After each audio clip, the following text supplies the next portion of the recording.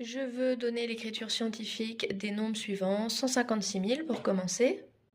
Première étape, je viens réécrire les chiffres du nombre pour avoir le A. Et je vais venir glisser une virgule pour avoir un nombre entre 1 et 10.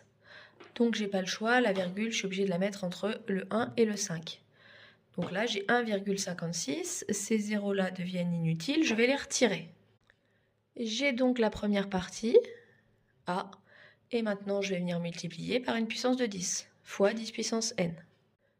Et pour connaître l'exposant, ce que je mets là-haut,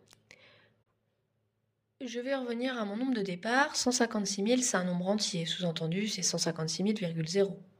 En gros, la virgule, elle est à la fin. Or, moi, j'ai décidé de la mettre ici, donc je vais compter de combien de fois il faut que je la déplace pour qu'elle revienne au nombre de départ. Premier déplacement, elle vient entre le 5 et le 6. Deuxième déplacement, entre le 6 et le 0. 2, 3, 4, 5. Je dois la déplacer 5 fois, donc je multiplie par 10 puissance 5. Ainsi, l'écriture scientifique de 156 000, c'est 1,56 multiplié par 10 puissance 5. Pour le deuxième nombre, 374,2, c'est le même principe.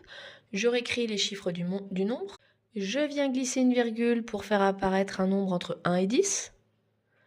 Et ensuite, je multiplie par une puissance de 10.